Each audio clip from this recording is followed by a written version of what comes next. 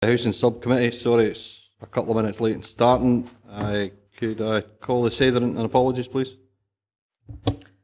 Just the one apology from Councillor Foster. Councillors Smith and Mail, are you able to advise at all? Or?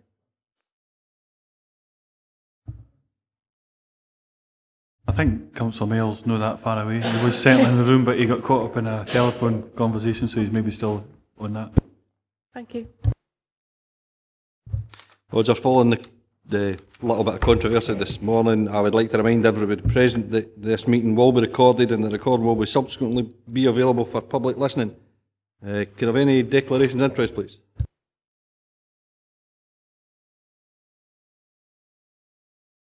Take it with the silence, we have none. Item number 3, minutes of the meeting of the 25th of September.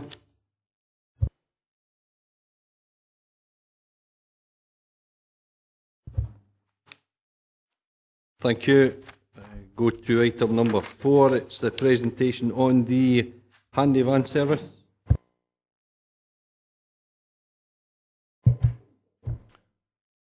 Thank you.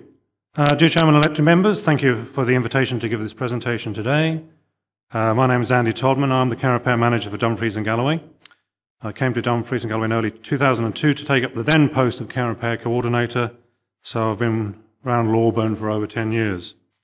I will introduce 2 colleagues from Annandale SLCVS, Yvette Nutt, who's the administrator, and Alan Harvey, who is Annandale SLCVS board member. The presentation will consist of a number of slides with a brief overview, introduction, and then focus on the small repairs and home support service delivered in partnership with Annandale and SLCVS Handyvan service. I'll refer to the service as the Handyvan service for ease. You've each got a pack, hopefully, which gives you a detailed set of slides. And I've tried to condense the information into approximately 15 minutes, so I'll take any questions at the end, if that's okay. The purpose of the presentation is to give the Housing Subcommittee members an overview of how care repair and the Handyvan service fit together and the impact the service is having for the people of Dumfries and Galloway. Is that okay?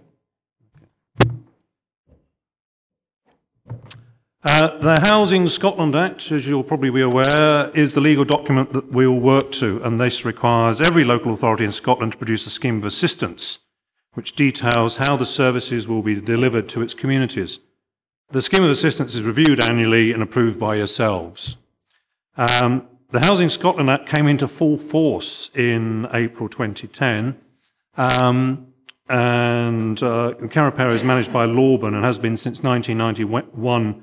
When the service was launched in Dumfries and Galloway. It was actually started out in Stranraer before being rolled across the area. Lawburn has developed an expertise in care repair and has established some very good working links with a range of organisations and charities that help in the service.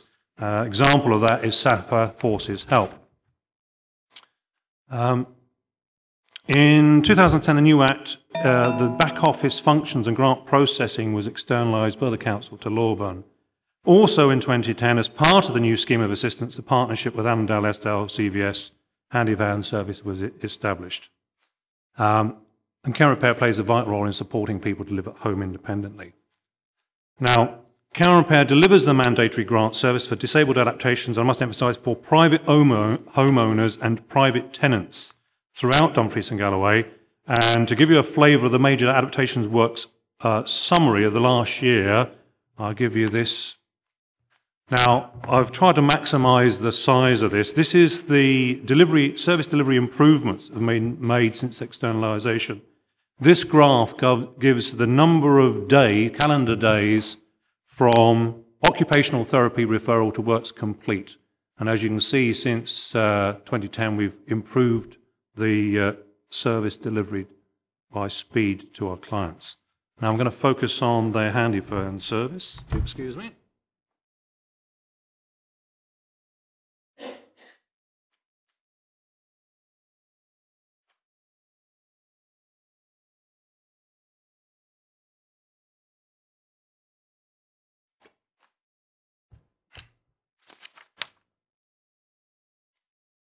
As a bit of background, the Handyvan service was commenced in 2004 between they then Help the Aged England and Annandale Estelle CVS. The service was initially in Annandale Estelle only and for people aged 60 and over who met the financial criteria because it was means tested. Further amalgamation of Age Concern and Help the Aged in 2009, you may recall that called Creating Age UK, the Handyvan became funded via Dumfries and Galloway Council through Can Repair. It continues to be project managed by Annandale Estelle CVS. The Handyvan title was retained for continuity and then simply adding delivering small repairs and home support service. And the service covers the whole of Dumfries and Galloway. Now, in terms of the criteria, as I've said previously, we're aimed at the private sector. So a tenant of a private landlord or a private homeowner. In addition, be 60 over, disabled or have learning difficulties or mental health problems, or be a victim of domestic abuse. And here's a flavour of the source of referrals, and I want to bring your attention to the importance of social work and home care as a source of referrals, as well as self-referrals. And just to clarify that's other agencies such as Food Train, Richmond Fellowship, Victim Support, and also the day centres. So what are the services provided? Well, you can see there home security through to minor adaptations. And for the likes of small repairs, materials such as curtain rails, draft proofing, doorbells, shelves, etc. are supplied by the client. The fitter has completed training in order to undertake small plumbing jobs. He's also undertaken training in PAT testing, which is portable appliance testing, in order that the service can be delivered or offered to organisations at a reasonable charge. Clients are permitted 2 by 2 hourly visits per year. Additional work can be carried out, but this would incur a charge. Charges are applied in 30-minute increments at £10 per half-hour increment. The staffing comprises as 1 full-time fitter and 1 full-time administrator. For jobs requiring 2 people, we've actually developed partnerships with other agencies to try and help extend the service. For instance, gutter cleaning, either a food trained volunteer or an independent fitter is used to assist. The fitter always carries identification and an appointment system is in place to give the clients comfort. They know exactly who's coming and when. Now here's maybe of some interest to you. This is, we've broken this down to referrals by district. Now it's for the 2010-11 and 11-12 period per district, and you can see there's a growing number of referrals year on year, and this is a trend we are working hard to increase.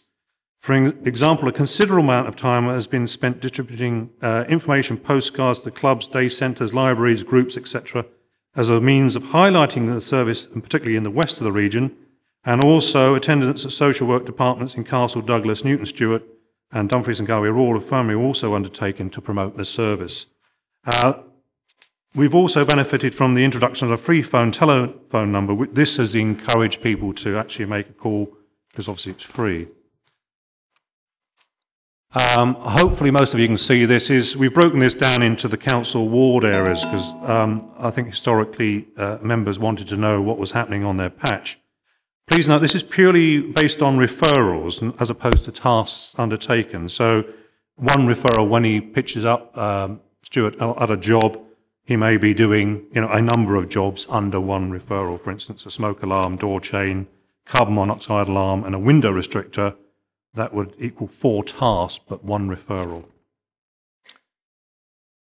Here's the hard facts. As you can see, if you look at the comparisons year on year, and you'll see that in bottom of quarter 2, if you look at the totals, we've gone from 148 to 294. And obviously, this is a very significant increase due to extensive promotion and marketing that we've been doing.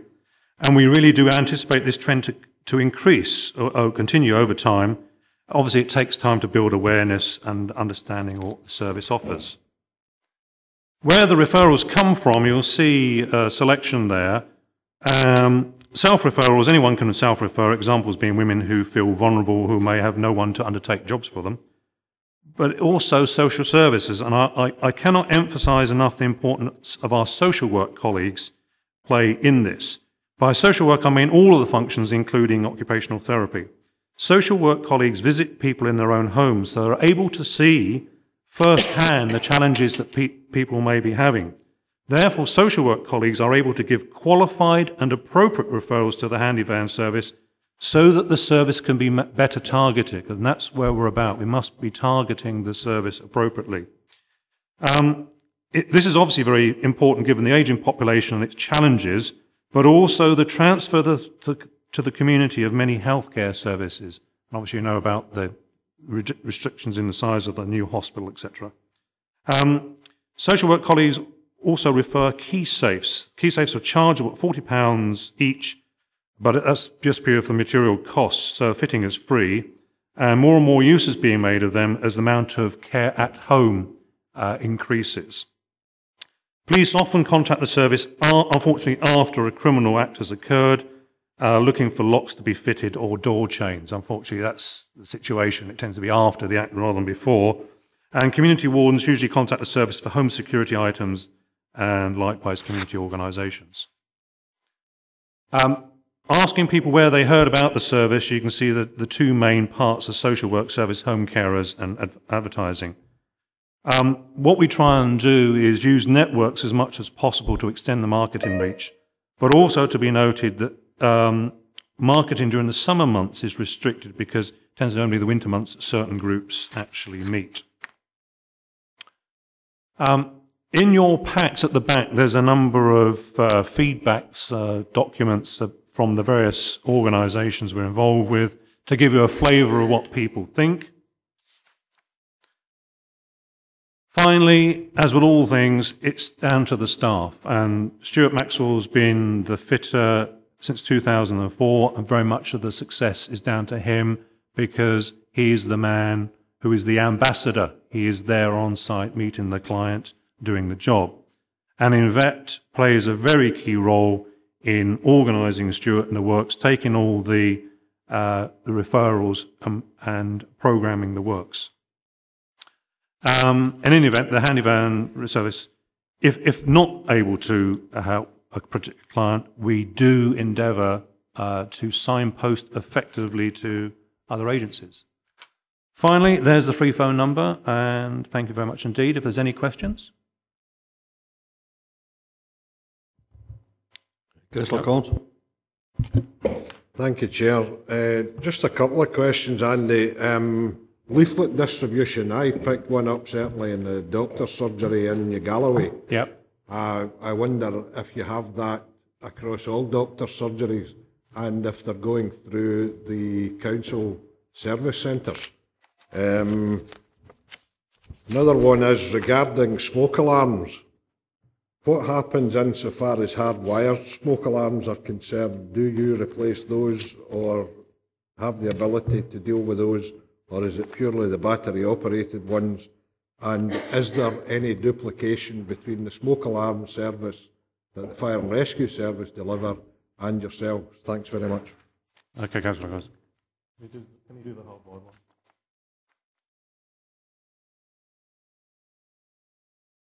Right, okay. Just a point of clarification, Councillor Collins.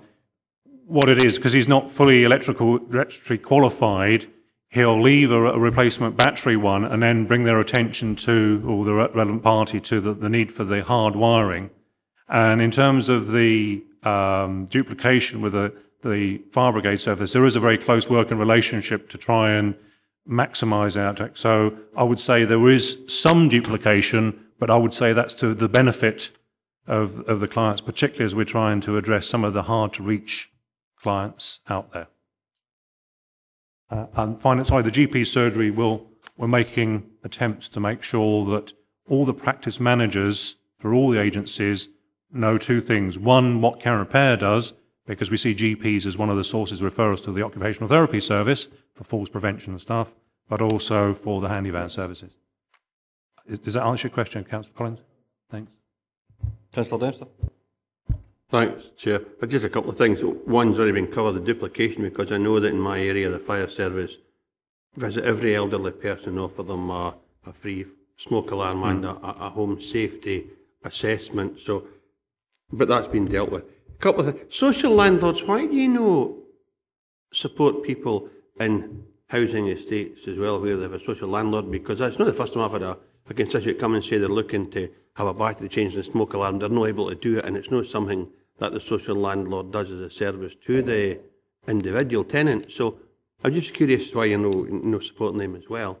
In terms of information, there's two glaring omissions, and I realise you can't put everything up on the board, but community councils are our link, if you like, with the wider community, and I would have thought Handyvan service being promoted through the community council would be a useful thing, and also customer services centres, because it's very often the first point of contact for a member of the public. It's no sure where they go. They get into the council office to seek guidance on who they should approach. And lastly, there are two graphs that you put up there that confused me somewhat. The first one was a coloured one that showed a huge amount of activity in Mid and Upper Nithsdale, and yet further on in the same presentation, the take-up is very, very low in Mid and Upper Nithsdale. And I wonder if that's just due to, and it's no your fault obviously, but poor publication or reluctance to contact because it's described as Annandale and Eskdale. I don't know, I just wonder why in our area there doesn't seem to be a big uptake for what's I would perceive to be an excellent service. What have we got, the mid and up on the red there? Can I just go back to the slide then? Have we got time for that? Just go back. Are you talking about that one?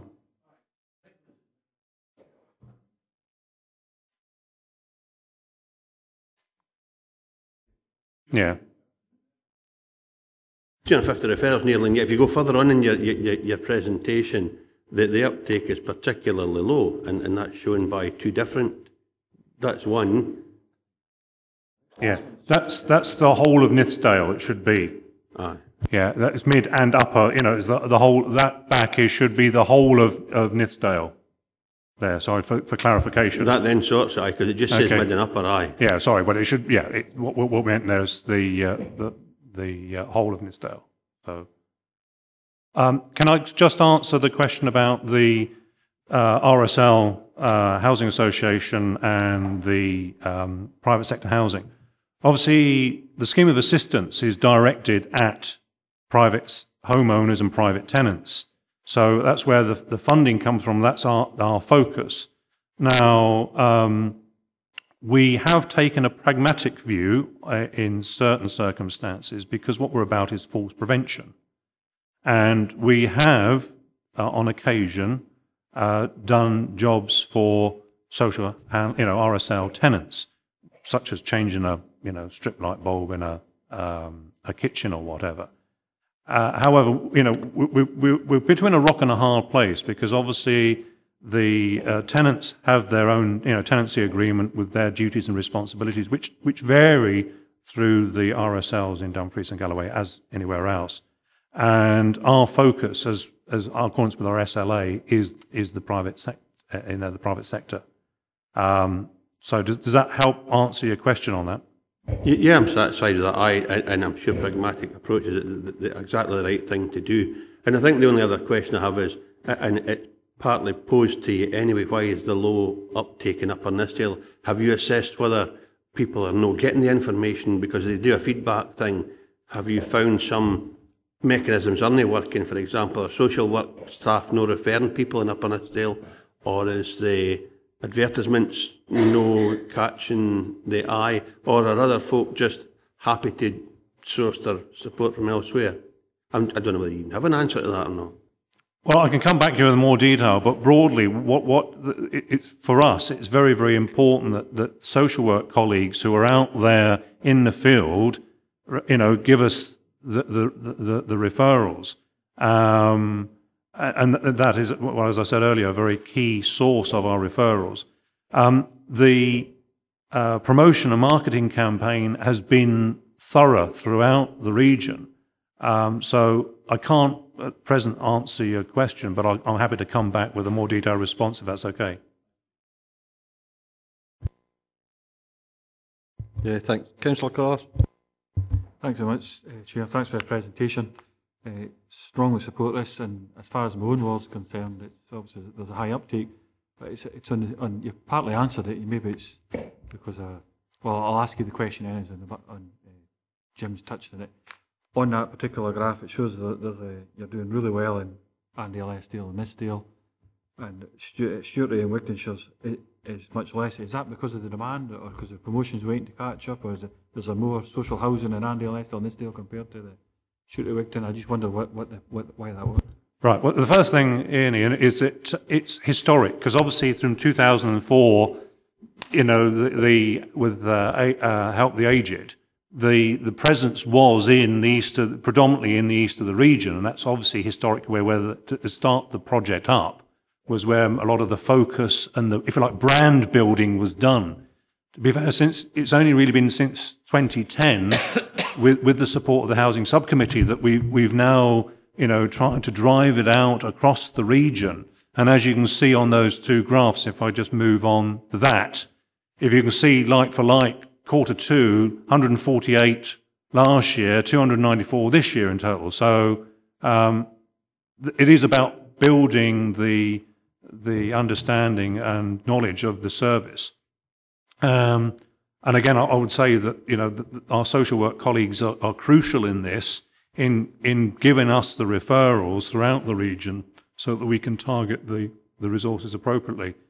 I'm hoping, and the indications are that we are, you know, on a steep increase curve, that in time that we will harmonise, if you like, the demand across the region, so everybody knows about it and everybody is using the service to its full extent. Just to come in, that was my thoughts. So imagine Andale, Eskdale and Nithsdale, I'll get to a point of plateau, and then obviously Stewartry and Wigtonshire will catch up, so you've reaffirmed that. Thanks. Councillor Lever. Thank you, Chair. I know it's a great service, Andy, to a huge number of people, and just looking at your figures there, that's nearly 1,200 referrals a year. Take at the moment, you've only got Stuart working in the Handyvan service. How much spare capacity is there within the service, and how much of his time, given the size of the region, is he spending actually travelling from Stranraer on one end to Langham on the other? It must be quite considerable time. Basically, is there scope to expand the service? How much funding do you get, and where does the funding come from? And just to reiterate Jim's point, I had an old lady who lives in Locker Briggs in the sheltered housing up there, DGHP, and her bell wasn't working. So I had numerous email correspondence between myself and DGHP about fixing this bell. In the end, it just kept coming back and said, well, it's a tenant's responsibility. But she was in her 90s, she was almost blind, etc. So in the end, I just went and stuck a new bell on the door myself. It was just a short circuit. So I wondered whether you've been in discussion with the RSLs in terms of them possibly putting some money into the scheme in order to allow it to expand slightly into vulnerable people within their accommodation. Thanks, Councillor Lever. We are nearing, there will be a time very shortly where we're nearing the capacity of Stuart on his own. Obviously, we're working to extend the operational reach. That's why we're working with people like Food Train and another contractor and whatever to try and actually increase the scope and he's able to do. But the other thing, Yvette's doing very good time and territory management, packaging the jobs together so we can actually work discreetly in one area, you know, at a time to try and minimise the travelling. So what we're trying to do is cluster the jobs together. Now, there is a little downside in that. It's obviously because we want to try and, you know, get enough. We don't want one single job in Stranraer for them all to go from Lockerbie to Stranraer for one job. So there was a little bit of a waiting time with those, you know, those jobs until we get enough there to do a visit. So yes, we would very much see that this service extending. But again, we don't want to overpromise and underdeliver. That's one other thing being. That's why we're trying to build the referral base in particularly in the West. The Housing Subcommittee actually fund solely the Handyvan service each year, and that's £110,000 in total for the service across the region. Yvette's now working 5 days a week now, as that increased hours to actually deal with the additional referrals. So, sorry. Thanks, Chair. We bring a report to subcommittee each year reviewing the scheme of assistance, and it would be possible to bring a report presenting members with options to expand the service. The funding is delivered through this committee, and we set the budget annually, so there is scope to alter it if members feel that way inclined. Sorry, does that answer your question? And also, have you been in negotiations with the RSLs with a view to extending it slightly in terms of their more vulnerable tenants? No, we haven't as yet, but it is one of the areas of discussion with Strategic Housing Services about cross-tenure provision. But also we have put, unfortunately we were unsuccessful in putting a bid into the Change Fund to expand the service across tenure. Unfortunately, that phone, we failed to get funding from them to extend the service. But we're positive, we were reasonably positive that things moving forward will take more of a cross-tenure service provision in keeping with many other services. Yeah, thank you. Councillor Smith?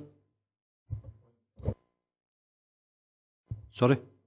The point was actually covered by Councillor Carruthers. Councillor Carson? Thank you, Chair. Just a couple of questions. These figures are great. I wonder if you were to come back to a committee, it might be interesting to see the proportional uptake. It's actually quite difficult to work out whether there's a big uptake in Castle Douglas and Glen Kent as opposed to Annandale, because we don't know how many over 60s there is. So a proportional representation of the uptake might be useful, if you get my point. It might answer some of the questions that Councillor Carruthers had, as well as why there was such a perceived big uptake in Annandale and less in Castle Douglas. The uptake may be actually greater, but if there's less old folk, so that might be quite interesting. The other question was the criteria. Is it any one of the over 60 disabled having learning difficulties, or a combination of all of them, or whatever? And did you say it was still means tested, or that was being removed? Did you say? It's free at the point of delivery. It's under the old scheme, when it was Help the Aged, it was a means testing element in it because of the funding situation. But since 2010, with the Housing Subcommittee's support, it's been free at the point of delivery, except things like the key safes, because that's an expensive block item, or when they're wanting additional works over and above. Now, for instance, a homeowner, you've got to be over 60, or disabled of any age, and also have learning difficulties or mention. It's not exclusively. It's not and. If you see, does that explain? Does that answer the question? Sorry. Absolutely. I just wondered if you were over 60, you could get you could be involved in the scheme. Yes. That was Yes. Councillor Geddes? Hi, Chairman. Going back to the issue of possible expansion of the service, and I must admit it was Councillor Collins that sort of made the comment, the observation. Any possibility of getting involved in our Council's modern apprenticeship scheme, not only from the point of view of the fitting, the fitter aspect of the project, but also, sort of the administrative backup? Sorry, Councillor, I just missed the first bit of that. Sorry. And the proposed expansion, Chairman, of or the possible or the hoped for expansion of the service, is there any possibility of participation via the Council's modern apprenticeship scheme, both from the point of view of the fitting, or the fitters' work, and also, from the administrators' work? It would, my worry, Chairman, is that this scheme will be slanted almost exclusively towards one particular area of activity. We should be trying to diversify into as many different areas as we possibly can. Merely offer it as a suggestion. Hopefully, when Jim brings back his report, that could be flagged up more than mine. Yep, thanks, Chair. I was just going to say it's not really possible to answer the question just now until we look at it in more detail. But what we could do is examine the possibility before we bring the report back to review the scheme of assistance in March, and include some information related to that. Councillor Dempster? Just a one-liner, Chair. Is there any opportunity, when I say rationalise the service, I was thinking along the lines of having a day in Nithsdale, a day in Irondale and Eskdale, a day in Wigton, a day in Stewartry, and in that way, not only are you telling the public which day you'll be there, but you would be actually physically in a particular region on a given day, and it would familiarise the folk with seeing the Handyvan, and it would help to promote, I think, the service as a whole. That's a good suggestion. However, one thing I will say, we are referrals driven. That's the key problem. So we need to have a cluster of jobs in one area. But the other thing being, I've been very keen on, is that he does jobs travelling to and from. So as he transits across, so in other words, if there was a one job or two jobs or whatever it was, say in Stranraer, he actually does something on the way or on the way back to try and maximise his time and travel. If he's driving straight past a job, why can't he pop in and do, it's half hour or whatever needs to happen to try and create, a better distribution. Yeah. Thank you. Okay, Councillor Carlos. Thanks for letting me back in, Chair. Just try to think what the best way to word it on the back of what's been said. I mean, I think I agree and support the potential expansion for this, and whether we could expand it into the RSL market as well, something that maybe should be explored, even if it's in the case of like an east-west split. But at the same time, in the back of my mind, I think we would have to be very aware of a potential conflict when it comes to an organisation that is could be looked upon as being heavily state-aided in a competitive market. But I still, I don't think it's a great competitive market there anyways, and that's why this has come up in the first place. But I think as far as when it comes back for review, when it comes back up for further funding, I think it would be nice to see, if the capacity is not just there yet, would extra exploration, whether it's Lowerburn, DGHB, Home or wherever, that you can actually take a wee bit of their work, and that will just give you that extra capacity to justify the case. I'd like to see it be very successful. I'd like to see it be even more successful, especially across in the west of the region, so maybe that's a potential. Yeah, thank you, Councillor Wells. Yes, we're very, very keen to expand it, and we will, look at any other opportunity we can to actually expand the service. Just in terms of, you've hit a very valid point about the market tension. One thing I will say, though, is it's about the client group that we're delivering to. Two things. One is the sense of security the person has, the recipient has, regarding having a trusted, known operative actually visiting them, particularly if they've had that word of mouth recommendation. The other thing being is in terms of typically the cost of the jobs are low value. So in terms of the commercial side of it, would a tradesman go out for a 30 quid job or a 20 quid job, including his travelling? So this is the other tension there is, while on the bigger scale of it, yes, they may say, well, actually you're taking, market share away from us through state aid. But in terms of the type of job we're doing low ticket, low cost preventative work. But there's one other aspect here that is actually not, I haven't touched upon, is when Stuart goes in, he's not just there to fit the smoke alarm. He's got his antenna going and he's looking at other issues there. Oh, you've got your, there's a problem on your stair, right? Your stair carpet. Do you mind if I sort that now? Because we want to solve that problem now. Oh, we noticed that your battery in your smoke alarm, is not working. Can I change that? That sort of proactive, I call it whole home survey approach, you will not get from the tradesman who is in there, do the job, get out. The key, if you like, the unique selling point of this service is we're looking at the whole home situation to try and prevent inadvertent hospital admissions, trying to solve tomorrow's problems today at a low cost. Yeah, does that help? If there's no more questions, I would just like to thank you on behalf of the committee for your presentation and answering members' questions. Thank you. Move on to item 5, the Strategic Housing Forum. I believe Mr. O'Neill's bringing the report. Is there anything to add to the report? Thanks, Chair. Nothing to add to the report. Any questions? Councillor Lever? Yeah, luckily when it was thrown open to all members of the Housing Subcommittee, I went along to some of the forum meetings, and I found they were very useful actually to speak to the other partners involved. And I noticed there's a proposed theme on page 8. I think one thing which we do need to look at is welfare reform and the bedroom tax. I mean, that's going to have a major effect on all of the RSLs, let alone their tenants. And I think it's something which we need to look at as early as possible in order to try and mitigate, to what extent we can, the effects of the welfare reform. Councillor Connors? Thanks, Dan. Just to wholeheartedly support the recommendations that are here. This was very successful, very useful in the past as a tool. I would agree with Jeff entirely. As much as I want to say them, I support the recommendations.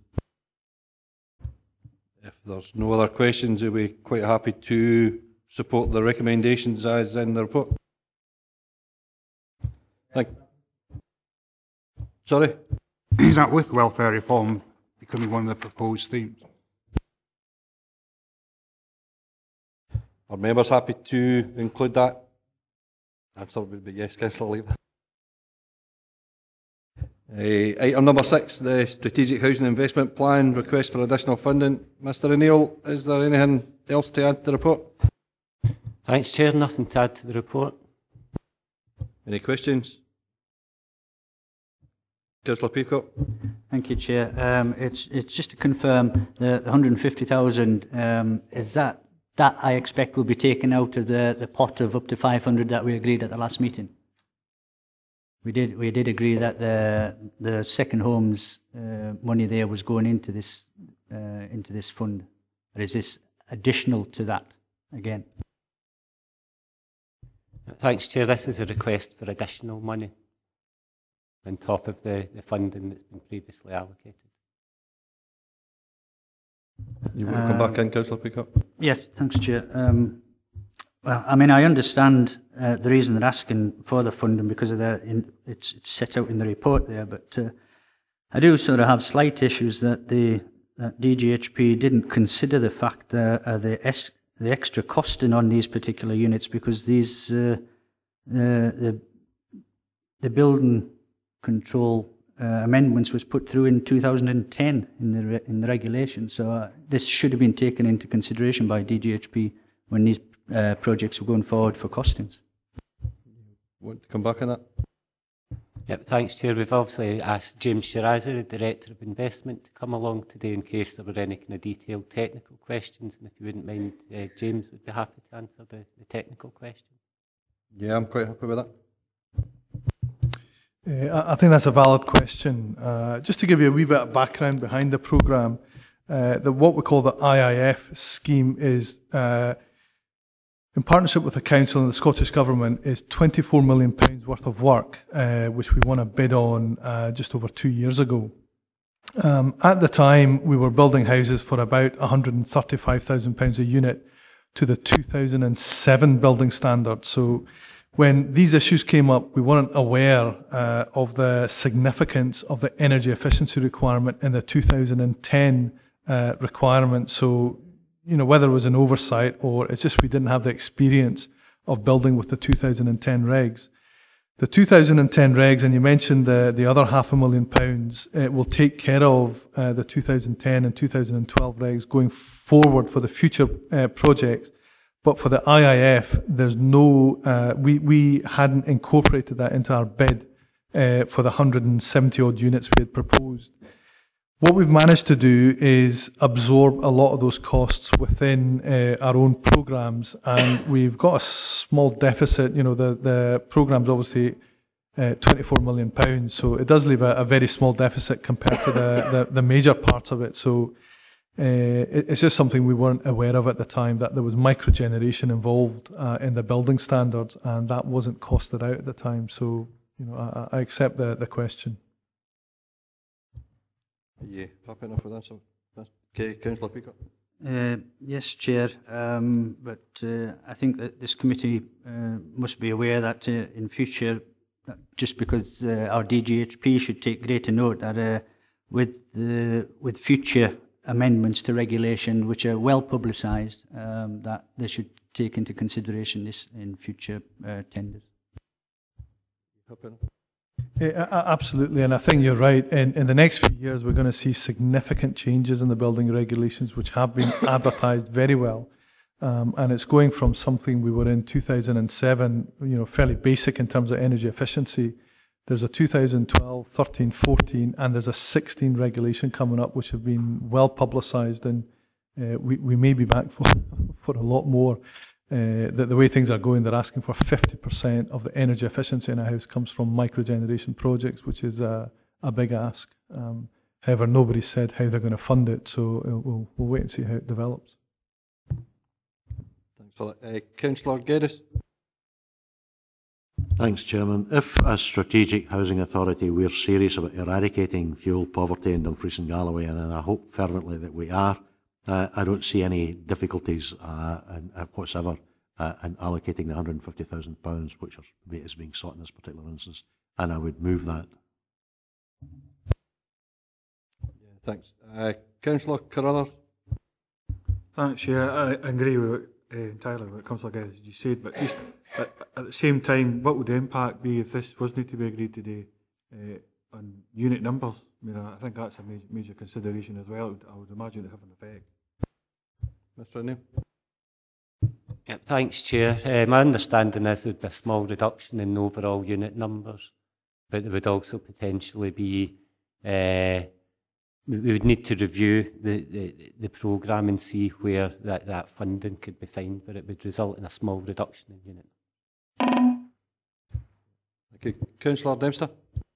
I just briefly, Chair, I'm Alistair Geddes, so I'm pleased to see so many projects being brought forward, happy to support this. I just wouldn't like to see a continual drain on our resources if social landlords I wouldn't like to think they've just found a niche and that they would tap into it until the source is exhausted, but happy with the report and happy with the recommendation. Councillor Carson. Chair, I don't know whether this is to do with this report, but put me right if I'm not. I just wonder what DGHP's procedure or policy is moving forward with these units with regards to adopting renewable energy, whether that may be photovoltaic or ground source heat pumps or biofuel burners.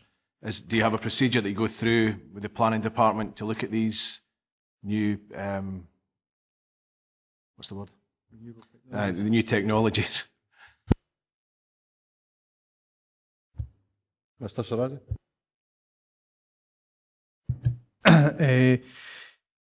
There are specific guidelines and standards now that we have to achieve under the SAP calculations, and in those there's an element of microgeneration that we have to meet in these projects. The microgeneration, there's two types we're providing, and again we've worked with the consultant that put the initial report together for the council to see what provides the best value for money in these projects. And what we found is that in areas where there's no gas, the best solution is to have air source heat pumps, which we have experience of putting them into our houses, has reduced costs. And in areas where there is gas, we found that the best value for money is to put some photovoltaics on the roof. So there's two different types of solutions. They're roughly about the same extra costs, but those are what we're looking at. I can talk about wider in our programme what we're doing, but with these specific houses that are being proposed here, it's the air source heat pumps where there's no gas, and there's photovoltaics where there is gas. Councillor Smith. Thanks, Chair. It's well a question for Jim. Some of these projects are obviously subject to planning permission still to be given. Should that not go through, does the money remain there for projects in those areas, or would that have to be reconsidered by this committee? Yeah, thanks, Chair. If planning permission wasn't achieved, the money would simply stay with the council and it would come back to this committee to be reallocated to other projects. Thanks for that. I just one wee bit of clarification. In 3.3 we list 5 projects. However, in 3.5, we say the cost of these 6 IIF projects. Is that a typo? Thanks, Chair, yes. Thank you. If there's no more questions, are we happy to move to the recommendation? Thank you. Move on. First of all, can I thank Mr Shirazi for attending and asking the members questions. Move on to number 7, the Empty Homes Pilot Project. Mr O'Neill, have you anything to add? Thanks, Chair. Nothing to add to the report. Members' questions. Councillor Lever, then Councillor Geddes. Yeah, I'm really pleased about the progress which has been made so far. You know, this is really an example of a project which has hit the ground running. And like might I say, the Common Housing Register, which hit the ground and just stayed there. But it's finally getting to its knees again.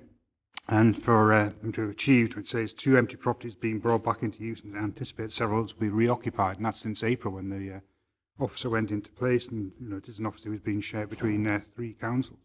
And the report clearly emphasises the problems not only of having empty properties there, the damage it does to the neighbourhoods, but the fact that there is a potential there.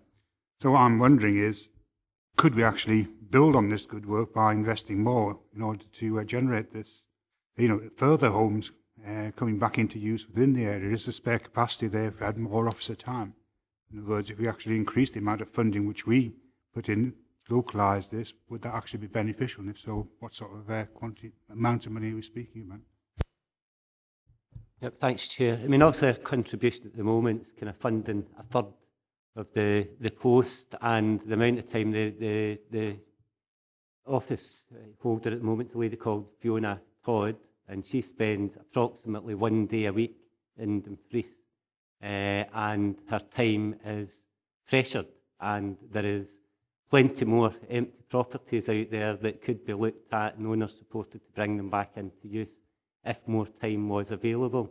The only thing that I would say is that this scheme's been taken forward even under the auspices of the Empty Homes Partnership, and I would recommend that if members want to increase the funding or perhaps make it a full-time post in Dumfries and Galloway, that continues within that partnership arrangement, because that allows us to share good practice across the country, and it also gives us direct access to the Scottish Government because they are represented on the partnership board as well. But certainly it's an area, I mean, we're regularly getting empty properties brought to our attention, but they can be very resource intensive, and any additional resource from our perspective would be welcome, certainly. Thank you. You want to come back on that, Councillor Lever? Well, based on what Jim said, could we ask for a further report to come back to the Housing Subcommittee? It's okay, Jim, I realise Christmas is coming, etc. You've got a lot of things to do. But, where your resources actually enable us to do that, because I do think it's a amazingly good value for money, the fact that we've achieved this amount of reuse of property in such a small time with such a small resource in terms of Fiona's time spent down here. Thanks. The reason the report's in front of members today is so that we can give a commitment back to Shelter and the Scottish Government that we're going to continue with it.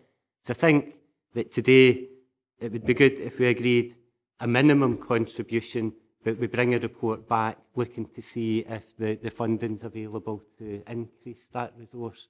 But if we can get the minimum decision today, and then when we come back to review the scheme of assistance, we could include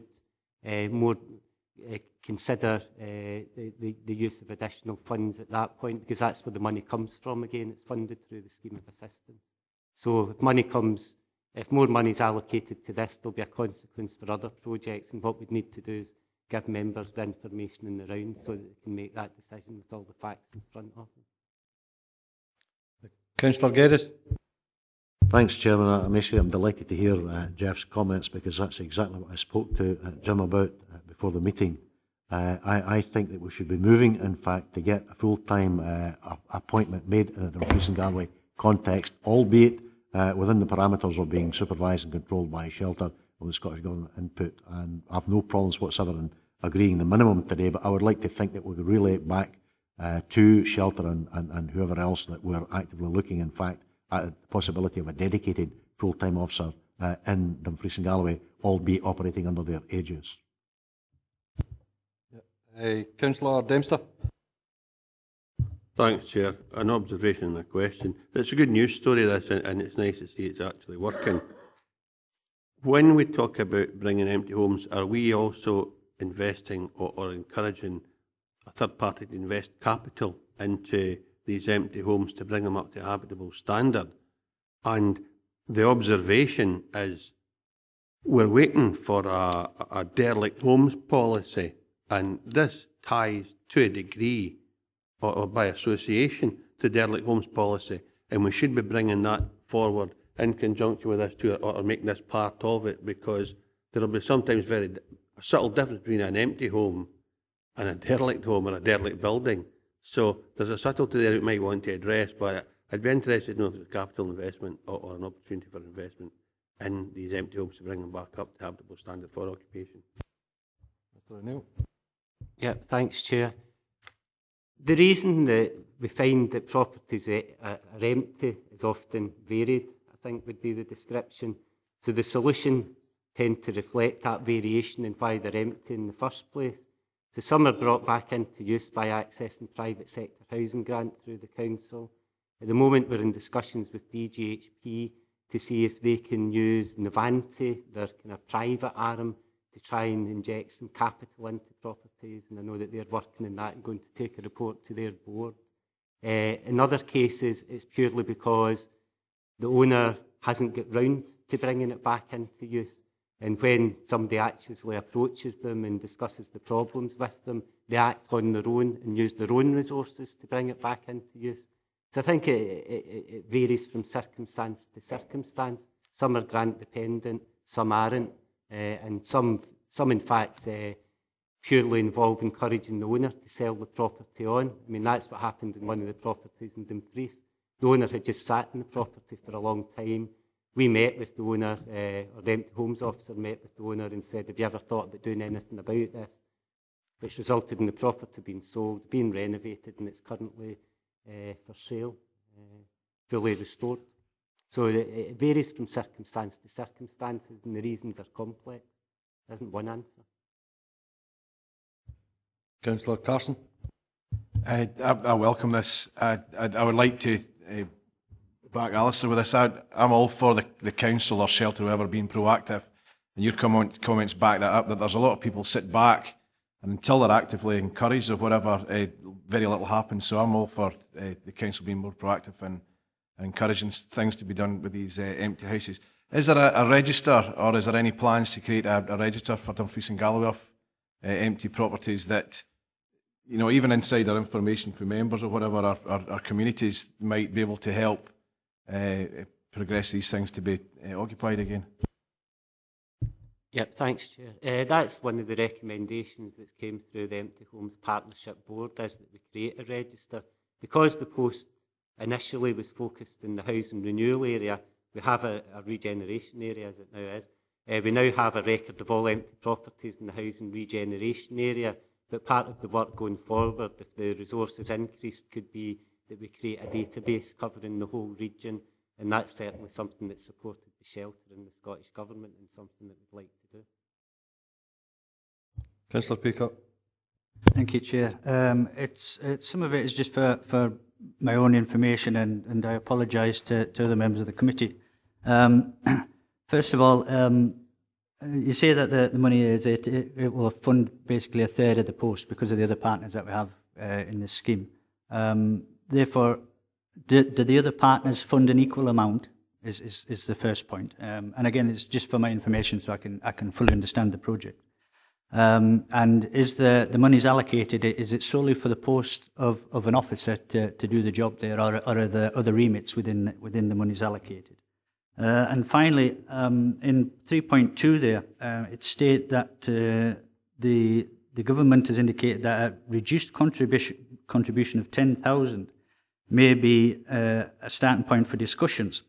That's if agreement can't be reached with other councils, with other agreed partner councils in this. So is that therefore leaving the opportunity open to Dumfries and Galloway to still continue with this project with some part funding support by government if the partner councils on their own remit decide they do not want to continue with that.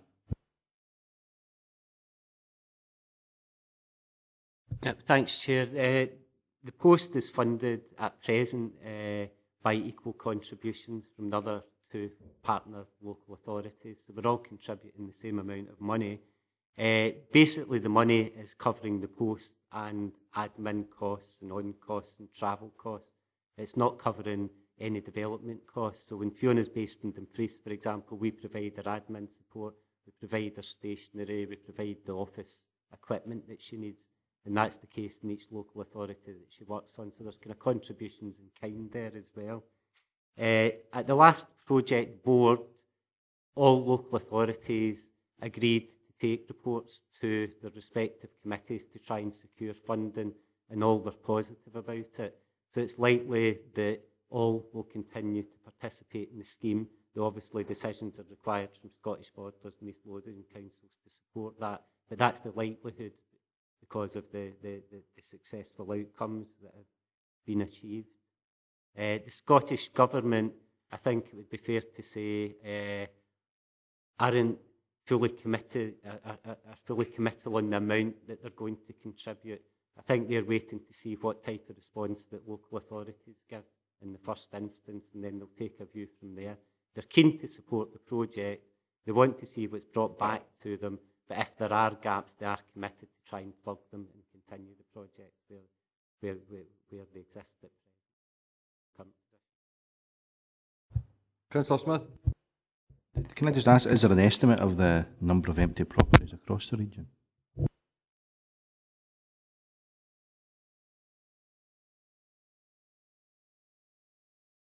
In some ways, I think that would depend on what day you looked at the council tax register. It's very difficult to do, but our estimate would be it's in the region of the low hundreds, somewhere between 200 and 400 would be our estimate.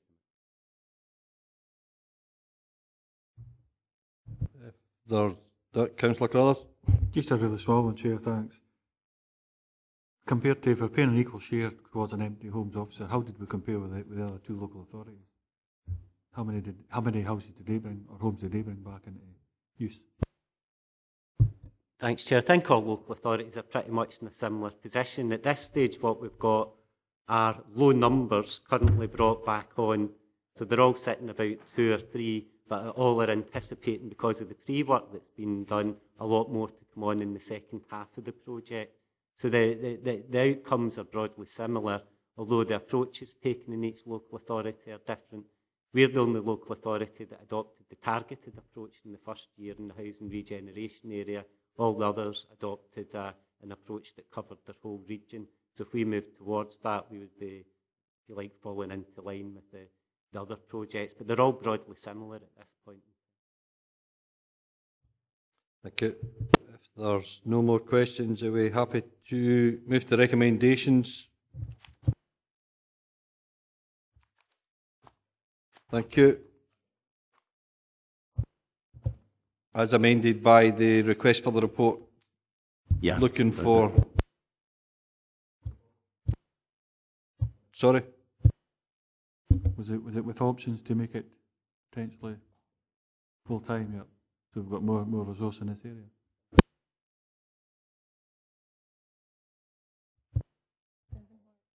Yeah. March. Report back in March at the same time as the scheme of delegate, scheme of assistant. Thank you. Everybody happy with that?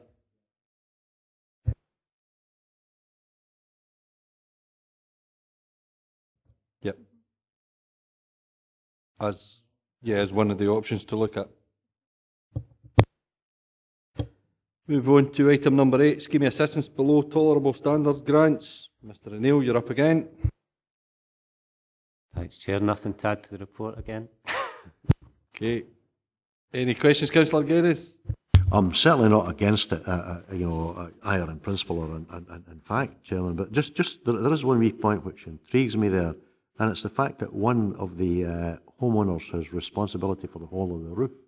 Now, that's, what's called the law of the tenement applying, and that doesn't normally apply in Scots law. Normally, in fact, that where there are multiple houses in a block, each proprietor or proprietrix has a responsibility for his or her upkeep of the share of the roof. And I wondered, if Jim had any reason as to why that should be the case in this particular location. Maybe it was just sloppy conveyancing, Chairman. I don't know. But at the end of the day, as I say, I would like to know if there is any, if Jim's aware of any reason for that, and whether or not at the end of the day it would be possible. Perhaps I'm sure no, it wouldn't be. I would like to have seen it regularised, the situation regularised on the basis that this wouldn't happen in the future. In other words, the other proprietors in the block would have a respective share of upkeep and maintenance of the roof. But I mean, they wouldn't sign up to that, not even with the inducement of grant, I'm sure. I will refuse to accept the open goal that you gave me there regarding sloppy conveyancing. Mr. O'Neill. Thanks, Chair. I think the situation is it's just damn bad luck for the guy in the top flat. It's in the title, and that's the way the titles have been drafted.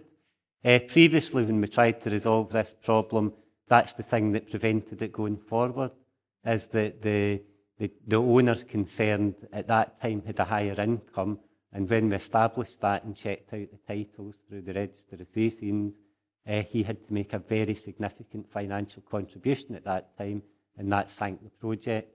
This is us revisiting it now that he's not, he doesn't have the same income levels at this point in time, so he's entitled to more grant. But I don't know how we could remedy it because it is currently in the titles of each property. Councillor Dempster. Thanks, Chair. I once experienced that. I had a property and the upstairs landlord was responsible wholly for the fixing of the roof. It suited me fine. But it must be just that it happens periodically. It's a historic thing. The point I wanted to make was, and it's trivial, but nevertheless I think it's important, part of the proposals here on page 14 are to scrape off all flaking paintwork to the front elevation, repaint. Now, that doesn't fit in with below tolerable standard properties, or half of the Dumfries and Galloway would fit in there. And whilst I understand the sentiment behind it, it would make the overall picture of the house or the properties complete. It nevertheless doesn't, it's Colin playing with his computer. It doesn't fit with below tolerable standard spend. And I would remove that. I don't think it's right, because you then you leave yourself open to me wanting my house repainted because it's below tolerable standard. Yeah, thanks, Chair. The reason it's in there is because it's a sandstone building and it's currently, to use the technical term, I think, very porous. And the thinking behind it was to preserve the sandstone and prevent further water ingress through that route. The tolerable standard regulations can be interpreted in different ways, and it's entirely up to members whether they want to include that for the reason they've given or exclude it for the reason that Councillor Dempster's given.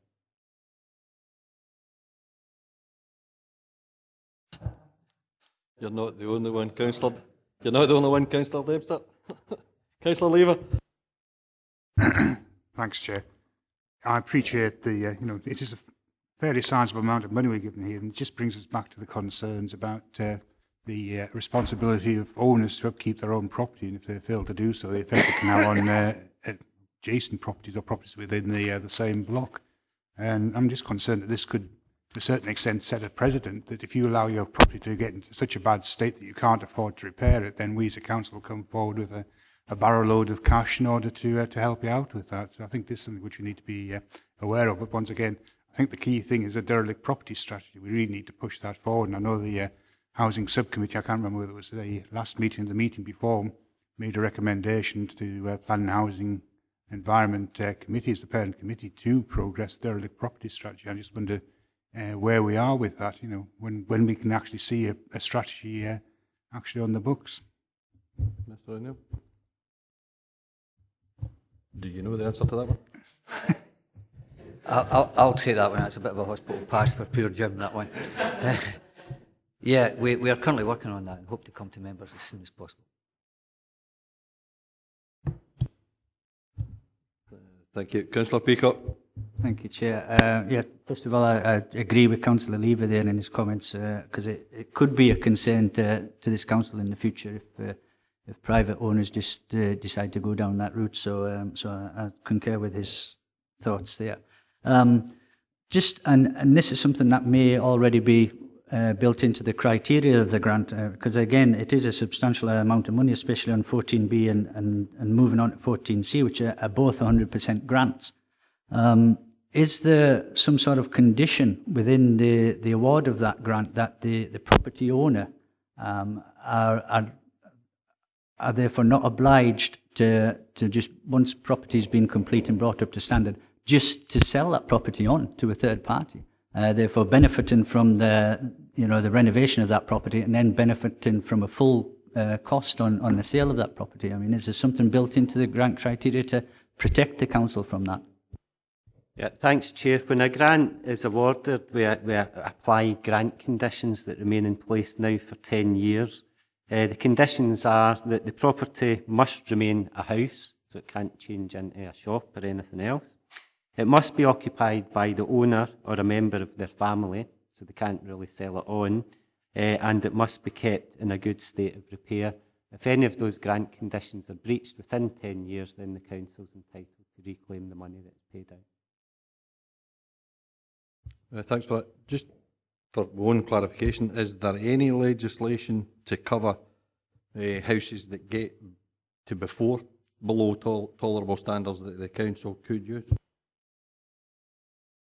Yeah, thanks, Chair. The Housing Scotland Act 2006 contains a number of powers that the council can use to compel owners to take better care of their properties. When we come back with our housing regeneration area report, I know it was an issue that was raised previously, we are going to include, in light of consultation responses, a new draft action that covers enforcement action that hopefully will allow us to take that action where necessary. But we can do things like maintenance orders, works notices, and use powers within that to compel owners to carry out repairs to their properties. In this case, we took the view that the property's in such a prominent position in Dumfries, it's in the way into town. Everybody that stops at the traffic lights over at Buccleuch Street sits and looks at it. It's part of the kind of historic fabric of the town, and it needs urgent attention. So we took the view in this case, because of the urgency, to go down the route that we've described. However, in other circumstances, it is possible to use statutory powers to require owners to take their own action. That's lovely. Thanks very much. Any other questions? Are we happy to go to the recommendations? Thanks very much. We'll go to item number 9, Common Housing Register Progress Report, and you'll be glad to know, Mr O'Neill, this is the last one. Is there anything further? Thanks, Chair. You'll also be glad to know there's nothing further. Thank you. Any questions? Councillor Lever? Well, just to reiterate what I said before, I'm glad we are making progress on this at long last. It's been a very, very long gestation. Just the table on page 17, the public consultation, it says will commence once the draft common allocations policy is completed. And the end date for that is March 2013. The common applications policy, the end date for that is April 2013. So it seems as if we're ending one before the others completed.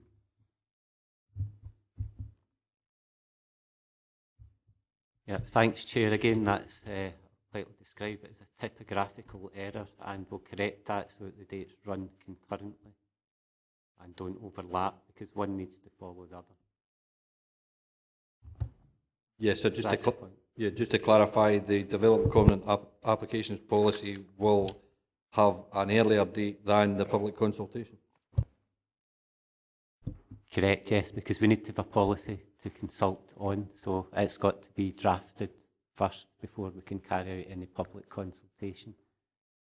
So the dates aren't correct, as Councillor Lever has spotted. Do you want to come back on that, Councillor Lever, or are you happy enough? No, I'm happy. Any further questions? Move to recommendations. Members happy with the recommendations? I have nothing further. I would just like to thank everybody for coming, and also thank Mr O'Neill for his forbearance and having to answer all the questions. Thanks very much, folks.